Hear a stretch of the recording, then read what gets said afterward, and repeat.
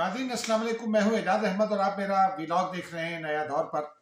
आ, आज का मामला तो वही है, बुनियादी तौर पर इमरान खान को होने वाली सजा और शाह महमूद कुरैशी को होने वाली सजा और उसके साथ साथ मुल्क की सियासी सूरत हाल। इस दरमियान में हम ये भी देखेंगे कि सदर का क्या इख्तियार है सजा की माफ़ी के हवाले से। क्या वो इमरान खान की सजा को माफ़ कर सकते हैं? ये बड़ा इंपॉर्टेंट मामला है और सदर मुमलिकत जो है वो कुछ मायूस और गुस्से में भी हैं इस मामले में।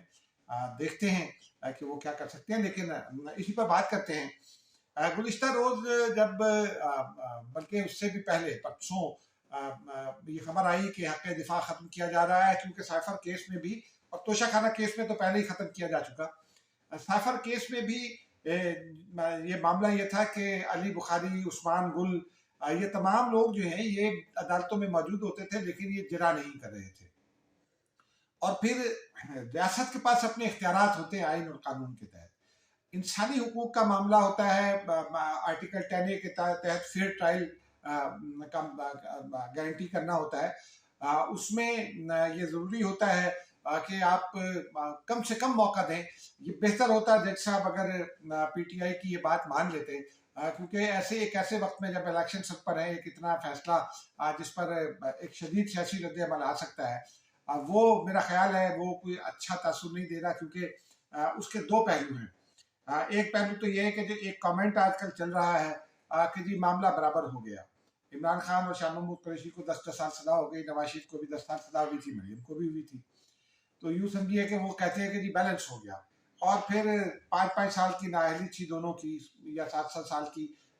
वो चूंकि अभी मुकम्मल तफसीलात नहीं आई हैं। साइफर चूंकि स्पेशल केस है, डेजिग्नेटेड कोर्ट का फैसला है, इसलिए जज साहब को लिखना होगा कि ये कितनी नाअहली है। इसमें जो जो डिक्लेरेशन है वो सुप्रीम कोर्ट के फैसले की रोशनी में जज को देना होगा। जिस जज ने ये फैसला सुनाया है उसी को नाअहली का फैसला भी का डिक्लेरेशन भी देना होगा। लेकिन उसमें बुनियाद ये एक तरह का एक और भुट्टो केस शायद तारीख में बन जाए।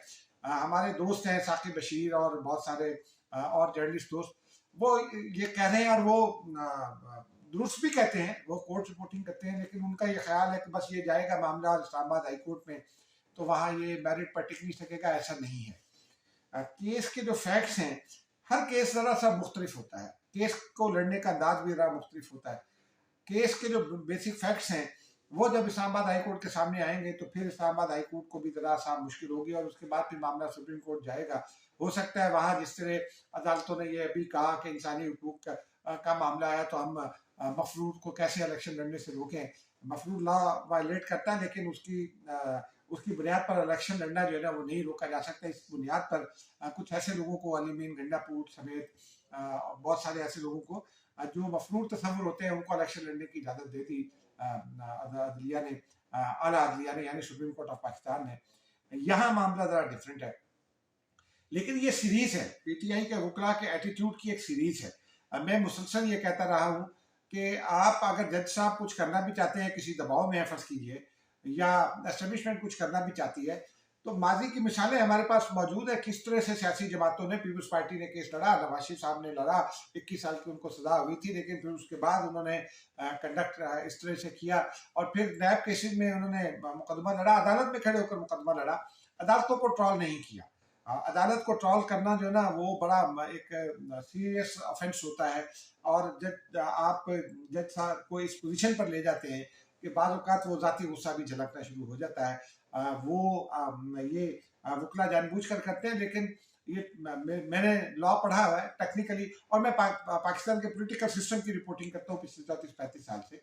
पाकिस्तान के निज़ाम को, पाकिस्तान के लॉ को जानने के साथ साथ पाकिस्तान के पॉलिटिकल सिस्टम में होने वाली डेवलपमेंट्स जो है ना वो कैसे वक़ूफ़ पज़ीर होती हैं, उसके पश पर्दा अनासिर क्या, कौन से कारफरमा होते हैं, क्या जो उसके अनासिर के साथ साथ वजूहात क्या कारफरमा होती हैं, मामलात क्या चल रहे होते हैं, उनको देखना बड़ा ज़रूरी होता है। तो मुझे नहीं लगता कि ये इतना आसान है PTI के लिए साइफर केस की सज़ा को टर्न डाउन कराना इस्लामाबाद हाई कोर्ट से। अब सज़ा हो गई 10-10 साल कैद। उसमें एक इम्पॉर्टेंट बात जो गुज़िश्ता रोज़ शाह महमूद कुरैशी साहब ने एक इंकशाफ ये किया था, उनका ये कहना था कि हम गए थे मिलने के लिए इमरान खान की हिदायत पर, तो मुझे रोक लिया था उन्होंने दो और नाम भी लिए, परवेज खट्टक और असद उमर गालबन। परवेज खट्टक का मुझे याद है, उन्होंने कहा उनके बाहर निकलने के बाद जनरल बाजवा ने मुझे रोक लिया, फिर उन्होंने कहा कि इमरान खान को समझाएं और ये कर देंगे, और वरना 12 साल के लिए भुगतना, 10 साल के लिए सजा भुगतेंगे। इस तरह की बातें उन्होंने की। आज इमरान खान साहब ने एक जो 342 का उनका बयान था, क्योंकि लॉ ये कहता है कि जब आप जिरा मुकम्मल हो जाती है तो फिर मुलजिम जो है वो 342 का एक बयान रिकॉर्ड कराता है क्रिमिनल ऑफेंसेस में। यहाँ हक जिरा खत्म कर दिया गया था। वो उसका कानून मौजूद है, जाहिर सी बात है जज का इख्तियार है, लेकिन जज के इख्तियार के इस्तेमाल पर कुछ सवालात उठ सकते हैं। वो उसके बाद 342 का बयान हुआ, सवालनामा उनको दिया गया। फिर आज इमरान खान साहब से ये पूछा जज ने कि साइफर कहाँ है। अब ये साइफर से मुतालिक बहुत सारी कहानियां फिरती हैं। आप, मुझे और आपको याद होगा 9 अप्रैल से पहले जब वो कासिम खान सूरी ने जब तहरीक अदम एतमाद को ख़त्म कर दिया था। आइन ये कहता है कि तहरीक अदम एतमाद आ गई है तो उस या वो वापस ली जा सकती है या उस पर वोटिंग होनी है और वो कामयाब या नाकाम होगी। कासिम सूरी ने आर्टिकल 5 का सहारा लेकर इसको ख़त्म कर दिया और उन्होंने ये कहा कि जनाब वो ये मुल्क से गद्दारी है, और आर्टिकल 6 का सहारा लिया उन्होंने और ये कहकर उन्होंने ख़त्म कर दिया। लेकिन सुप्रीम कोर्ट ने उनके फैसले को टर्न डाउन कर दिया था। उस वक्त सुप्रीम कोर्ट ने उनको बचा भी लिया था क्योंकि उन्होंने एक बड़ी वाज़े खिलाफ वर्जी की थी, सरी खिलाफ वर्जी की थी, और वो जानबूझ कर की थी उन्होंने। बहरहाल वो मामला अलग है, लेकिन इस केस में भी ये इमरान खान साहब ने ये कहा कि जी वो मुझे तो आप सजा सुनाना चाहते हैं। उन्होंने, जज साहब ने कहा साइन कर दिया, उन्होंने साइन किया और कहा मैं जाकर सो रहा हूँ। ये सब बातें अपनी जगह, लेकिन उन्होंने जनरल बाजवा पर ये इल्ज़ाम आयद कर दिया है कि साइफर तो उन्होंने चुराया, उनके इमा पर चुराया गया। यानी बराह रास्त आप ये भी कह सकते हैं कि इमरान खान ने, अगर दूसरे लफ्जों में, जनरल बाजवा पर साइफर चोरी का बराह रास्त इल्ज़ाम आयद कर दिया। उन्होंने कहा कि उनके पर चुराया और मेरे मिलिट्री सेक्रेटरी से पूछें, यकीनी तौर पर पूछा गया होगा ना। लेकिन फिर इमरान खान साहब ये कहते हैं कि जनाब वो बैरून मुल्क से खत आया था, डोनाल्ड लू ने साजिश की। जिस शख्स ने वो खत लिखा, साइफर लिखा, उनका नाम है असद मजीद। वो अमेरिका में पाकिस्तानी सफीर थे, बाद में सेक्रेटरी खारजा रहे। उन्होंने भेजा, जिस शख्स को भेजा उसका नाम है सुहेल महमूद, वो सेक्रेटरी खारजा थे और इमरान खान ही के सेक्रेटरी खारजा थे।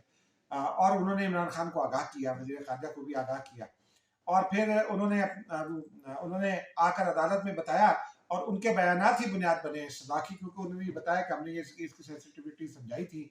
और पाकिस्तान और अमेरिका के ताल्लुकात, सुहेल महमूद ने भी ये कहा और असद मजीद ने भी कहा कि ताल्लुकात बहुत ख़राब हो गए थे और वाकई एक वक्त में बहुत लो पर चले गए थे, और इस तरह से मुल्की मफादात को नुकसान भी पहुँचता है, क्योंकि आप इंटरडिपेंडेंट हैं आजकल की दुनिया में।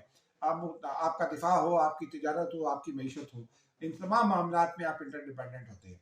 बहरहाल वो उन्होंने जो कहा उसी की बुनियाद पर सजा सुनाई। लेकिन ये मामला बड़ा संगीन है। इसको ये मामला अब जनरल बाजवा डेफेमेशन का एक केस कर सकते हैं इमरान खान के ऊपर। ये एक लीगल ऑप्शन है उनके पास, और वो दरखास्त भी दे सकते हैं कि जी मुझ पर इल्ज़ाम लगाया तो ज़रा इमरान खान साहब साबित करें ये। और फिर इमरान खान एक टीवी इंटरव्यू में ये कह चुके हैं कि साइफर मेरे पास था, गुम हो गया, मुझे आजम खान ने दे दिया था, गुम हो गया। ये बहुत आसान बात नहीं है। मैंने उस वक्त भी अपने व्लॉग में ये कहा था कि ये आसान बात नहीं है।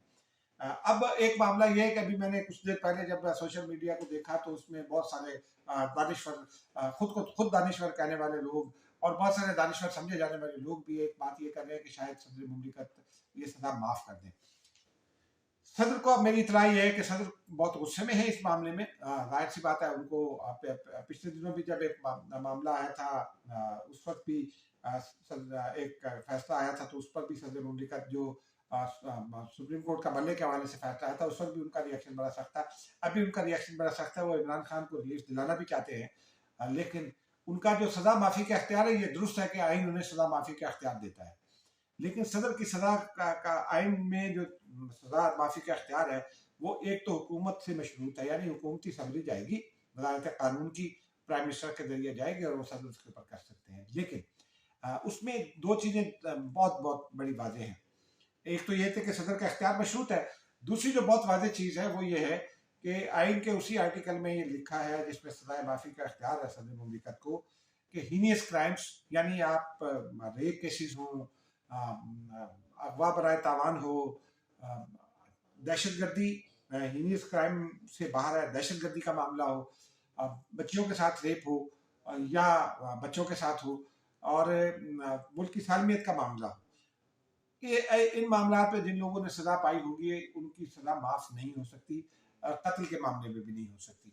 तो इसलिए सदर का अगर चाहे भी तो सदर ये इख्तियार इस्तेमाल नहीं कर सकते, क्योंकि आइन के तहत उनका इख्तियार वाज़ेह तौर पर महदूद है। सदर के ऊपर पहले ही आइन की खिलाफ वर्जी के 3-4 इल्जाम लग चुके हैं। जस्टिस काजी फायद ईसा के लिए जो रेफरेंस भेजा था उसमें, फिर उन्होंने आइन की खिलाफ वर्जी करते हुए नेशनल फाइनेंस कमीशन तश्कील दे दिया था और एक मुशीर को उसका हेड बना दिया था उसमें।